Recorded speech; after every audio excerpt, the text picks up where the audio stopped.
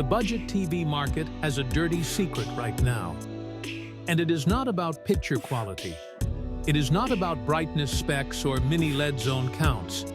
It is about what happens 18 months after you buy one of these televisions and the brand stops caring whether it works. Hisense, TCL, Roku, 3 names dominating every Best Buy end cap, every Costco floor display, every online best budget TV list you have ever clicked on. And for a lot of people, they are genuinely great on day one. Bright, sharp, cheap, done. But here is what those lists do not tell you. By year 2, roughly half of budget panel buyers in the US and Europe are dealing with screen blackouts, audio sync failures, or a software update that quietly turned their television into a 250-pound paperweight. And when they call support, they wait 4 weeks for a repair quote that costs more than the TV is worth. My neighbor Sandra bought a 65-inch Hisense at Costco. $540. She was thrilled. 14 months later, the main board failed. 2 weeks outside warranty. The repair estimate came back at $380. She bought a new TV, different brand. That story is not rare. It is Tuesday. Today I am giving you the definitive 2026 budget TV breakdown. Hisense versus TCL versus Roku. I will tell you exactly what each brand gets right, exactly where each one cuts corners, and exactly who should buy what and who should run. Every claim in this video is built on one criteria only. What does this television actually do for you over 3 years? Not just on the day it ships. If you want a list you can actually trust before spending $500, hit that subscribe button right now. Drop a like so this reaches people before they make a decision they regret for 3 years. You might save someone from a very expensive mistake. Comment below, tell me your budget, your room setup, and whether you watch mostly sports, movies, or streaming. I read every single comment. All current prices and direct links are down in the description, updated regularly. Check those after you finish here. Hisense TV, the TV that makes Samsung and LG nervous for exactly 1 year. Price range, $550 to $1,400 for 65-inch panels in the U8QG and U8N series. 3 years ago, 5,000 nits of sustained brightness was a number you saw on professional reference monitors costing $20,000. The Hisense U8QG hits that number. On a consumer television, under $1,000. Let that land for a second. Spec block, up to 5,000 nits peak brightness on the U8QG series. Google TV platform on US models, VIDAA on select European units, 4K resolution, 120 Hz panel, HDMI 2.1 on at least 2 ports, Dolby Vision and HDR10+ support, local dimming with aggressive zone control. On paper, this TV should not exist at this price. And in a bright living room on day 1, it genuinely does not feel like it does. Is the local dimming perfect? No. Blooming around bright objects on dark backgrounds is visible if you are looking for it. Is the VIDAA operating system on European units a problem? Yes. If you rely on app availability, the library is limited compared to Google TV and Roku. But here is the thing. Nobody buying a TV at $800 is comparing it to a $2,000 reference panel. They are comparing it to other $800 TVs. And at $800, the Hisense U8 series wins that fight on brightness and HDR punch. Not close. Not debatable. Now here is where this gets complicated, because beyond the specs, there is a reliability conversation that Hisense does not want trending. My coworker Marcus is an electrical engineer. Skeptical guy, does not believe anything without documentation. He pulled 18 months of user-reported failure data from consumer forums and cross-referenced it with Trustpilot and Reddit threads. His conclusion, quote, The main board failure rate on Hisense budget panels after 24 months is genuinely alarming. It is not isolated. It is a pattern. Reports across US and European markets describe HDMI ports failing, panels developing persistent horizontal lines, and software freezes that factory resets cannot clear, all emerging between the 14 and 28-month window, exactly when the one-year manufacturer warranty expires. Is the picture quality exceptional for the price? Yes. Is the long-term reliability track record strong enough to recommend without reservation? No. Who it is for? Bright room viewers who want maximum HDR impact under $1,000 and plan to treat this as a 3 to 4 year screen, not a decade investment. Who should skip it? Anyone who wants to buy once and forget about it for 7 to 10 years. TCL TV. The TV that quietly became more reliable than the name on the box suggests. And still, nobody talks about it. Price range: $600 to $1,500 for 65-inch QM6K and QM8K mini LED models. 5 years ago, TCL was the brand you bought when you had no other options. The name carried the weight of 1,000 disappointing Walmart parking lots. That reputation is outdated. The QM8K is not a budget TV that got lucky with its spec sheet. It is a serious television. Spec block: approximately 4,000 nits peak brightness on the QM8K.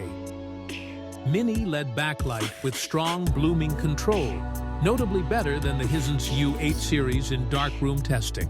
Google TV or Roku OS depending on configuration. 4K, 120 Hz, HDMI 2.1 on rear ports, Dolby Vision 1Q, HDR10 Plus, and AMD FreeSync Premium Pro for gaming. Dark scenes hold depth. Bright scenes deliver real punch.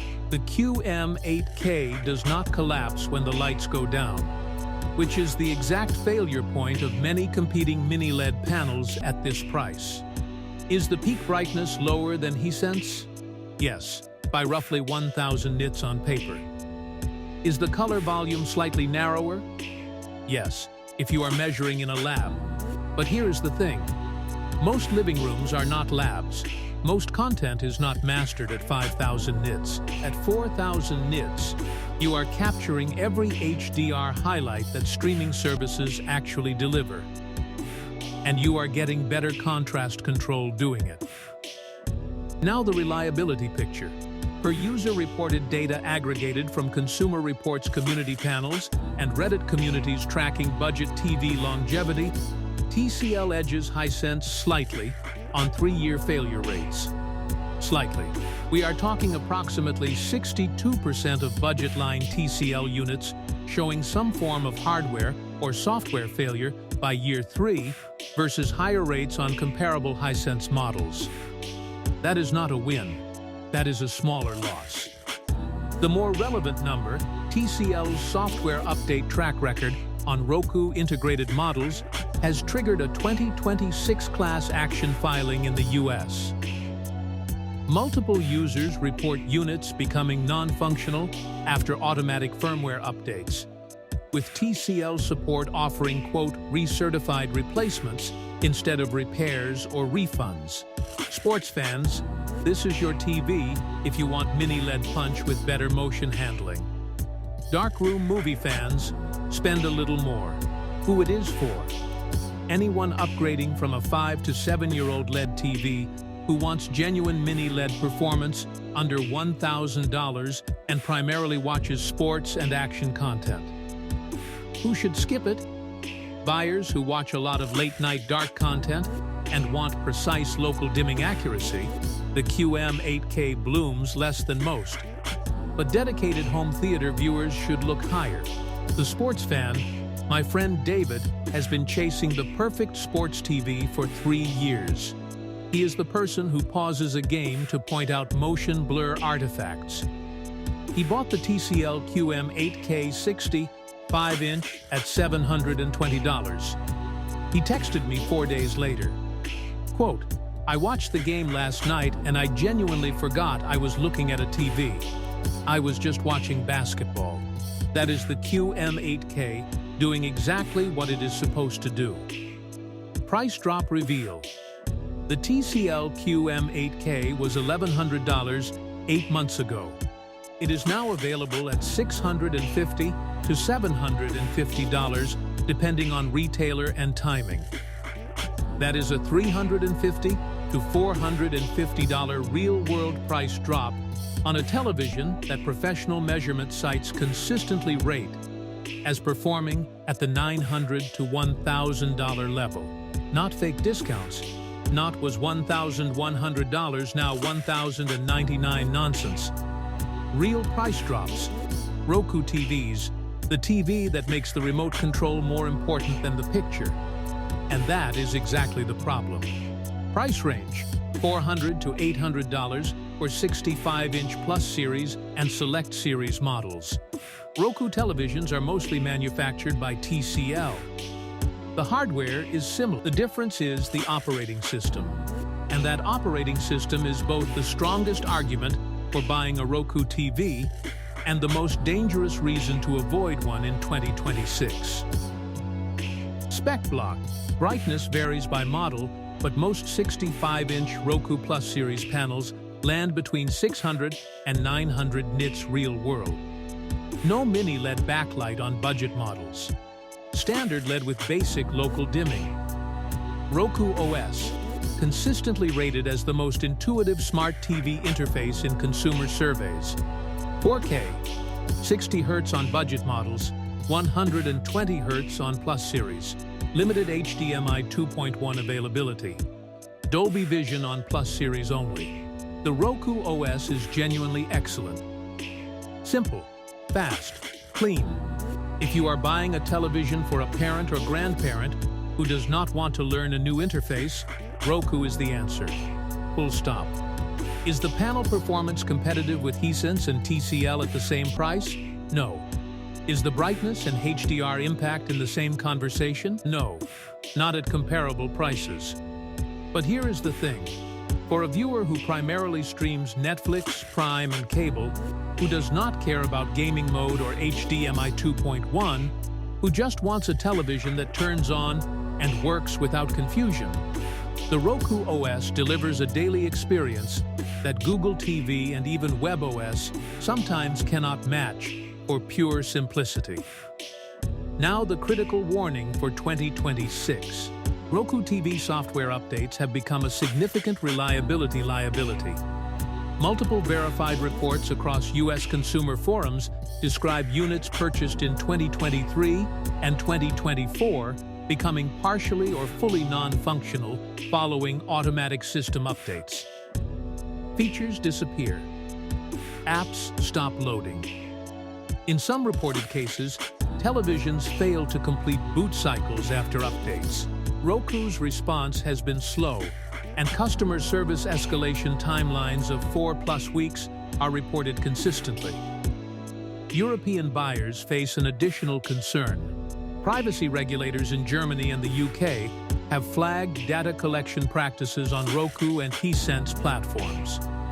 The German Federal Office for Information Security, known as BSI, has documented vulnerabilities in both ecosystems.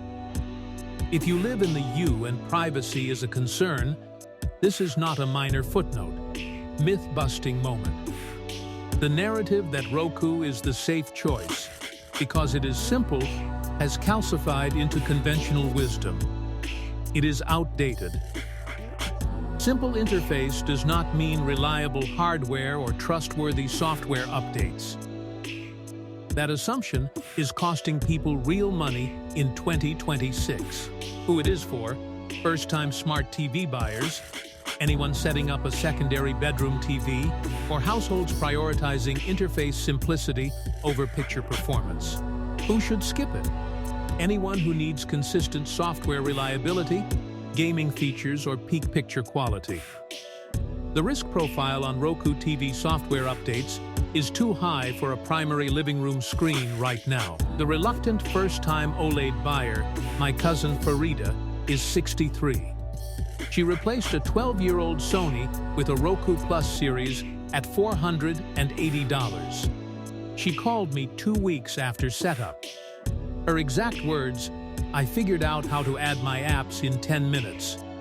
My old Sony took me 20 minutes just to change the input." That is the Roku promise delivered exactly as advertised. She has not had a software issue yet. She bought it 4 months ago. I told her to keep an eye on the update history. Budget summary section, under $500, Roku Select Series. Simplest interface available, lowest barrier to entry, best for secondary rooms or non-technical users who stream primarily from 2 or 3 apps. $500 to $750, Hisense U8N. Best brightness performance in this price tier, strong HDR punch in bright rooms. Best for living rooms with significant ambient light, where peak nits matter more than dark room precision. $750 to $1,000, TCL M8K. Best overall balance of mini LED performance, motion handling, and OS stability in the budget segment. Best for sports viewers and anyone who watches in mixed lighting conditions. $1,000 to $1,500, Hisense U8QG. Peak brightness performance under $1,500, period. Best for dedicated bright room setups where maximum HDR impact is the primary goal, with the understanding that long-term reliability requires active warranty management. Here is what the budget TV industry does not want stated plainly. The biggest risk in this segment is not paying too much. The biggest risk is buying a television that performs perfectly for 14 months and then fails in month 15. Exactly when the warranty expires and the brand's customer service incentive disappears. Hisense, TCL, and Roku are all selling televisions with aggressive specifications at prices that were impossible 5 years ago. That is real. The picture quality delivered at $500 to $800 in 2026 would have cost $1,500 in 2021. That progress is genuine, but the race to undercut each other on price has consequences inside the panel. Main board quality, capacitor selection, software update testing cycles. These are the line items that disappear when a manufacturer needs to hit $499 on a 65-inch mini LED screen. And the buyer absorbs that cost, just not on day one. Know your room, know your use case, know what you actually watch, and how long you expect this television to last. Then spend accordingly. Not more, not less. If you are buying a primary living room screen that you expect to last 7 years, budget for it. The $500 savings on day 1 can cost you a full replacement by year 2. So, if this breakdown saved you from a decision you would have regretted, share it with someone still deciding. You might save them from buying the wrong screen. All current prices and direct purchase links are down in the description. I update them regularly. Subscribe for more content that cuts through the noise. Comment below, which brand are you leaning toward? Or tell me your budget and your room setup and I will tell you exactly what to buy. I read every single comment. See you in the next one.